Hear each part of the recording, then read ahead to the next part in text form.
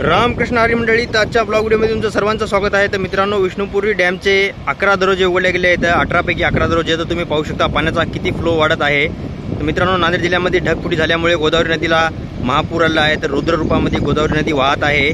तर तुम्हाला झूम करून दाखवतो डॅमची। तर डॅमपाशी 11 दरवाजे उघडले गेले आहेत। तर तुम्ही पाहू शकता किती पाणी उफाळ्या मारत आहे। तर मित्रांनो, जर तुम्ही आमच्या चॅनलवरती नवीन असाल तर प्लीज आमच्या चॅनलला लाईक करा, शेअर करा, सबस्क्राईब करा, साथ ही साथ बेल आयकॉन बटनला प्रेस करा, ताकि असेच नवनवीन व्हिडिओ तुमच्यासाठी रोजच्या रोज मी घेऊन येत जाईल। आणि गोदावरी नदी टुंब भरून वाहत आहे। तर मित्रांनो, गोदावरी नदीच्या पाण्यामुळे काही पुलं जे आहेत ते पाण्याखाली गेले आहेत।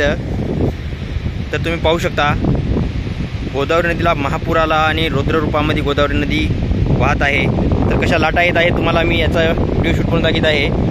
तर कडेला खूपच लाटा येत आहेत आणि पाणी तुम्ही पाहू शकता गोदावरी नदीचं किती सारं पाणी जे आहे 11 दरवाजे सोडल्यामुळे पाणी वाढलेलं आहे, पाणी पातळी। तर 18 पैकी 11 दरवाजे उघडले गेले आहेत मित्रांनो, कारण की नांदेड जिल्ह्यामध्ये ढगफुटी झाल्यामुळे हे पाणी सर्व काही सोडून दिलं गेलं आहे, कारण की पाणी कुठेहीच मावत नाही।